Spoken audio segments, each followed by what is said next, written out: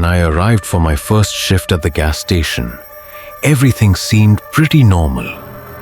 It was one of those small, independent stations called Star Gasoline, clearly run by a family. The place was a little worn out but functional, with just one car filling up at the pumps. A single yellow light hung in the center of the gas pump area, casting shadows in every direction like a compass. Inside, the convenience store looked typical.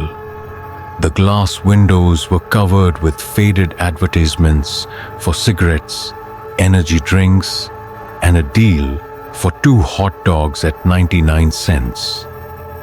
The bell above the door jingled as I walked in, greeted by the faint smell of hot dogs that had been under a heat lamp for too long.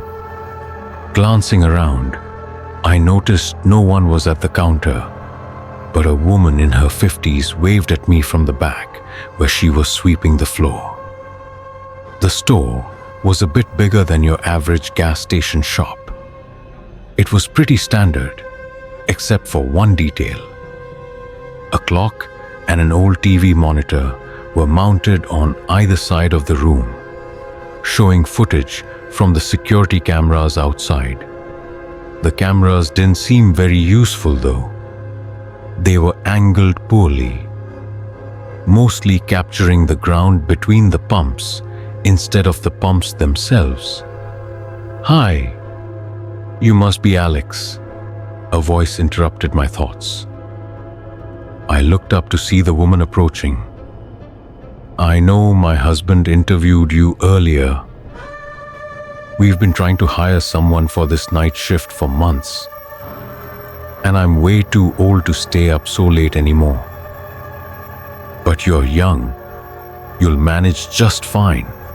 She smiled and held out her hand. "I'm Anne. Nice to meet you." After shaking her hand, she motioned to the counter.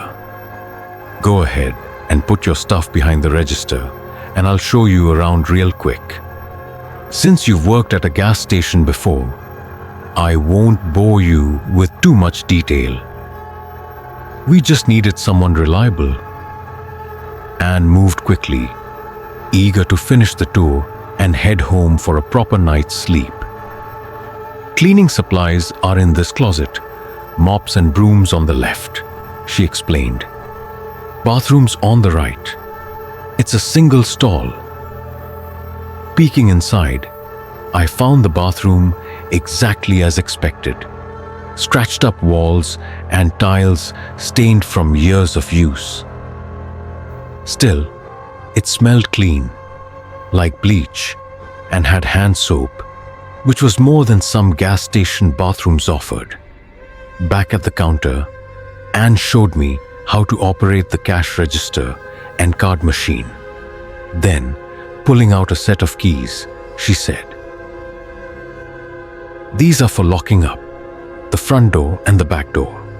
You'll find a yellow list of cleaning tasks near the register. The most important thing, though, is the red sheet." She pointed to a laminated red sheet on the counter. "Read this carefully and memorize it. If you follow it, everything will go smoothly." I nodded. "Thanks. I'll go over it."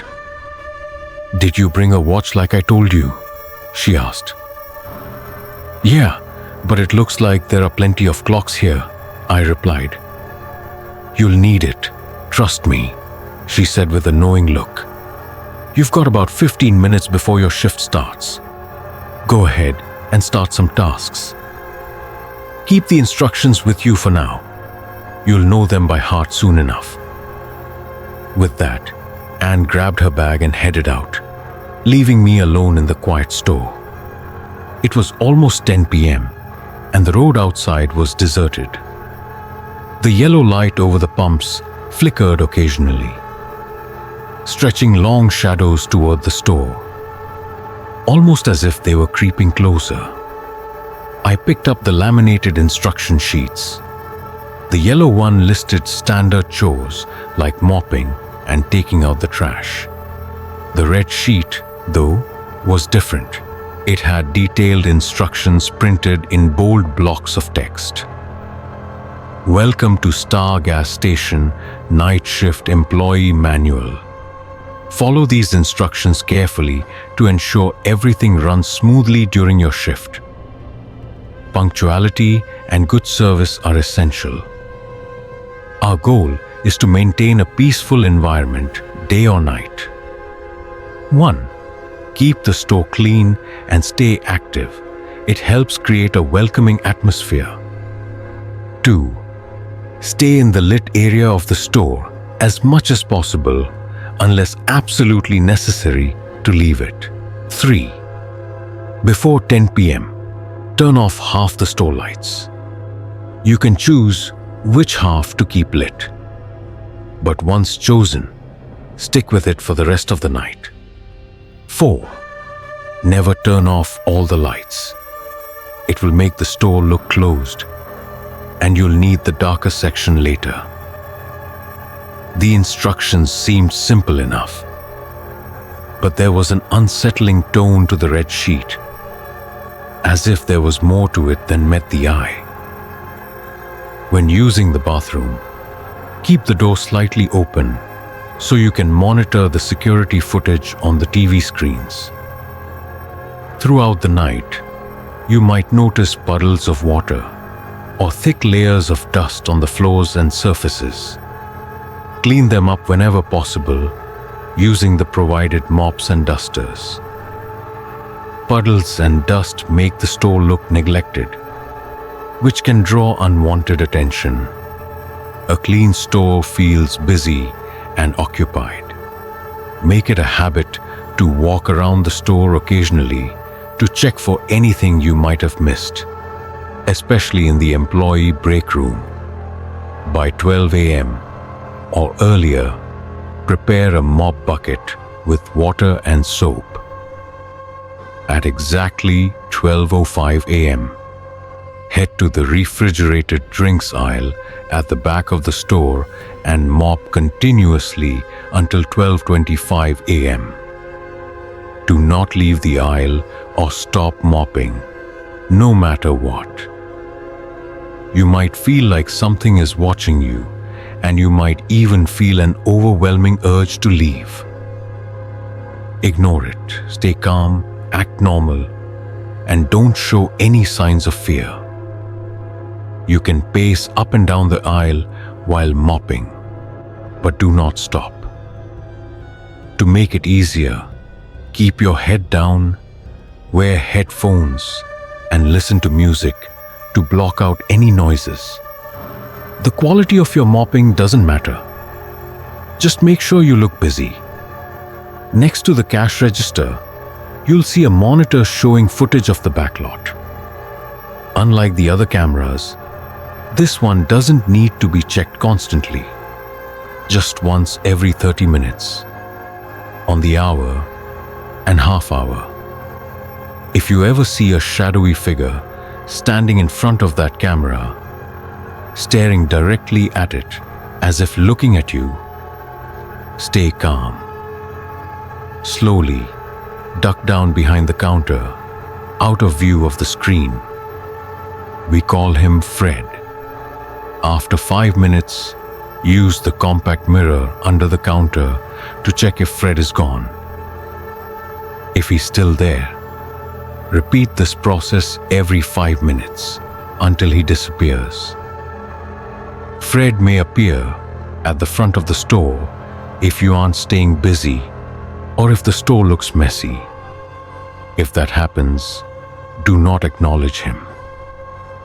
Calmly crouch behind an aisle in the darkest section of the store and make noise by moving around snacks and drinks. It's important that he hears you but doesn't see you. You can quietly peek through the shelves to check if he's still there. But be careful. Now for the most important rules. Usually, only Fred visits the store at night, and he's harmless as long as you follow the instructions. However, on rare occasions, other visitors may show up, and they are not as friendly. Watch the security monitors. If you see the shadows from all 4 gas pumps pointing in the same direction, especially toward the store, it's a sign that the visitors are near. If this happens, you need to act fast. Drop everything, run to the back room, and locate the large light switch panel on the back wall. Turn off all the switches to cut the power. The store will appear closed, which might make the visitors leave and look for another target. Fred won't like this, but it's necessary. Once the power is off, go to the storage room on the right. Lock the door and engage the deadbolt. Put your phone on silent and send a message to Anne. Then, stay as quiet as possible. Fred may enter the store now that it looks closed, but he shouldn't bother you as long as you remain still. You can rest for the rest of the night as long as you don't make any noise. If everything goes well, we'll come get you in the morning, and you'll receive triple pay for your trouble. As I read the instructions, one line stood out and sent a chill down my spine. I glanced at the nearest monitor and froze. The shadows of the gas pumps were unnaturally long, stretching toward the store like they were reaching for it. I panicked. The shadows weren't like this earlier. They had been evenly spaced like a compass. Unless that single light outside had somehow moved, there was no way to explain it. My chest tightened as I checked the clock. There wasn't much time left.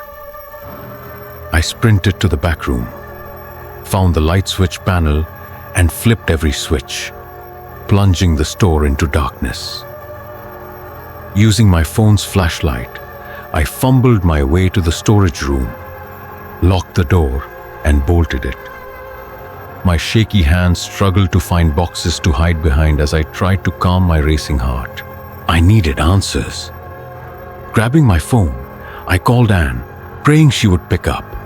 After what felt like forever, she answered. "Hello? Anne, is the red sheet real?"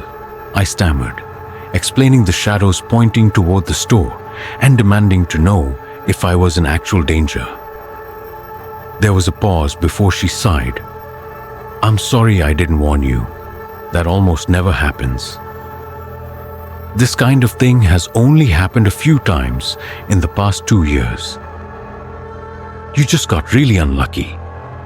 But it seems like you mostly did everything right." I let out a shaky sigh of relief. "Just stay quiet and stay inside. We'll come get you in the morning," Anne said, her words offering a bit of comfort.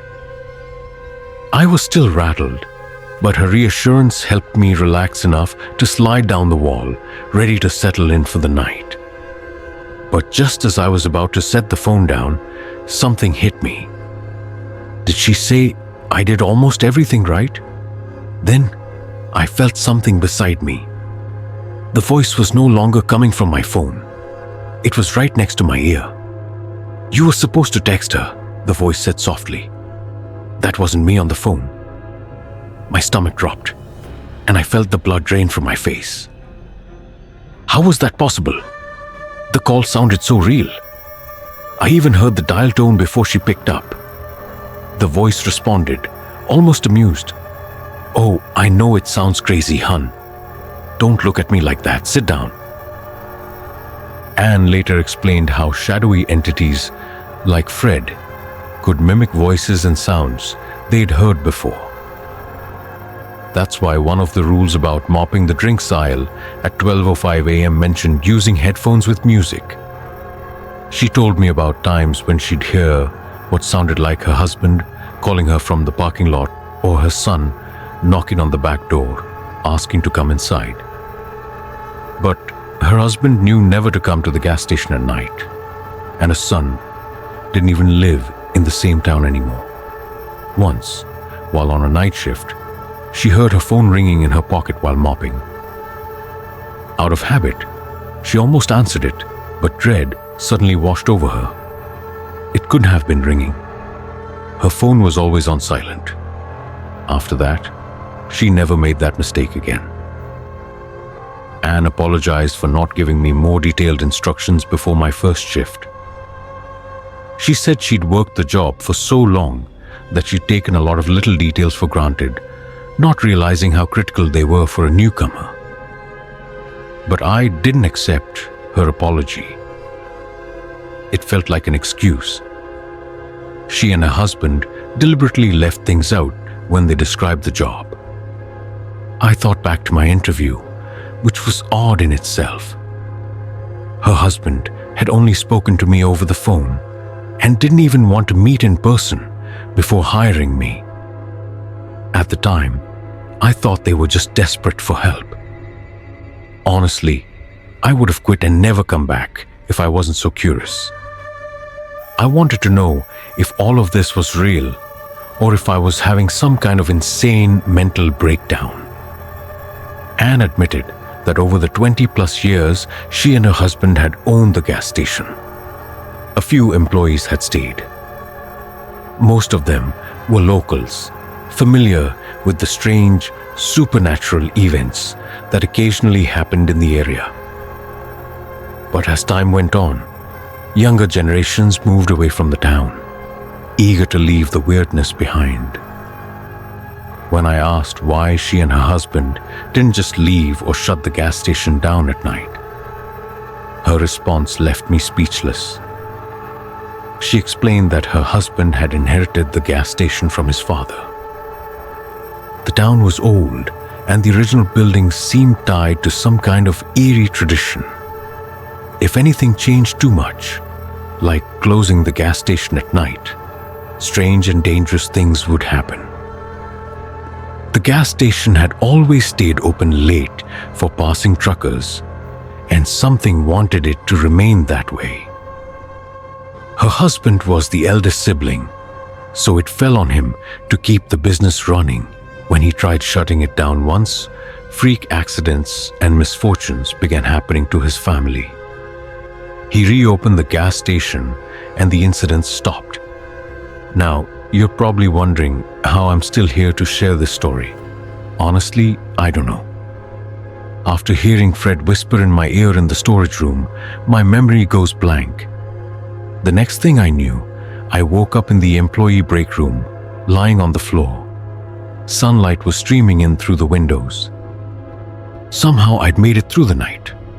But Anne later told me not everyone was so lucky. Previous employees had vanished during their shifts, most likely because they broke one of the rules. Anne wasn't sure if they were dead or if something else had happened to them. She and her husband believed I got off easy. Apparently, one employee survived an encounter but lost his leg. He bled out and died before anyone found him. Anne and her husband had survived mistakes before, likely because the gas station needed them to keep it running. When I asked for the names of past employees, Anne refused, citing respect for their family's privacy. That wouldn't stop me from looking up missing person reports, though. In a small town like this, something like that would definitely make the news. Let me tell you that I didn't escape completely unscathed. The ear where I heard Fred speak is now permanently deaf. Even though Anne was being a bit evasive and odd, she looked genuinely concerned when she realized I'd lost my hearing in one ear because of that night. She revealed that the reason she had taken on the night shift for all these years was because her husband had gone completely blind. Years ago, during a night shift, he accidentally fell asleep. When he woke up the next morning, shaken awake by Anne, he couldn't see anything. Despite the bright sunlight pouring in, he thought the lights were still off, Anne, now older, admitted she was worried that she might fall asleep one night too. She needed a replacement, and maybe that's why I survived when others didn't. I couldn't tell if she was being truthful or issuing a subtle warning. I pressed her for more details about Fred. Who or what was it? Anne shook her head and told me it wasn't the right time for that story. You've been through enough for one night. Go home, rest, and we'll talk later, she said. I refused to let it go, demanding answers. Anne, however, quickly ushered me out of the gas station, locked the door, and told me to take the rest of the week off. But I need you back on Monday, she added. Monday? Was she serious? Before I could protest further, she walked away, ignoring me completely. Defeated and filled with more questions than answers, I went home. I visited a doctor, and she confirmed that my eardrum was completely damaged and irreparable. She said I might regain a little hearing, but it would never return to normal. Determined never to go back, I started applying for other jobs in the area, but every attempt failed. Businesses turned me down on the spot despite my qualifications. Some claimed the positions were already filled, even though they'd just been advertised. Emails I sent out to job postings bounced back as undeliverable. To test my theory, I had a friend from another city apply to the same jobs. His applications went through fine. When he applied on my behalf, using my resume, he too was immediately rejected. It didn't take long for me to realize that something was keeping me tied to the gas station. My suspicions were confirmed the first night after the incident. At around 10:30 p.m., I was standing in front of my mirrored closet door when I saw it. A shadowy figure outside my window. Its outline was blurred, almost translucent, but it was definitely facing me. I froze in terror. Then, the light in my room suddenly went out. The silence was deafening. I blinked, and the figure seemed closer now, as if it had moved right up against the window. Ignoring every instinct telling me not to move, I bolted to the bathroom, making as much noise as possible. Splashing water, brushing my teeth, pretending to get ready for bed.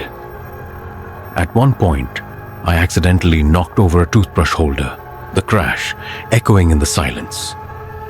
I was certain I'd sealed my fate, but nothing happened. Slowly, the icy dread that had gripped me began to fade. Peeking through my phone's camera, I saw that the figure was gone. Since that night, the shadow has returned every evening, standing by my window. I thought about getting thicker curtains to block it out, but decided against it. I'd rather see it coming than be caught unaware. Over time, I noticed a pattern. If I went to bed and pretended to be asleep before 10 p.m., the figure would leave without incident. But as Monday, the day I was supposed to return to work, approached, things started to escalate. My car wouldn't start. Keys vanished only to be found later in bizarre places, like bushes outside my apartment. One day, my front door jammed in the unlocked position. Remembering the gas station's rule about deadbolts, I quickly installed one on my door. Now, I've decided to return to the gas station for one more shift. I just want this nightmare to end. The stress has been unbearable, and I've barely been eating. If anyone has advice on how to survive the night shift or perform it perfectly, please let me know. I keep telling myself, act natural, don't show fear. Anne and her husband managed to survive all these years. Maybe I can too. Until then, I'll keep reminding myself, I'm a normal, good citizen. A busy citizen is a safe citizen.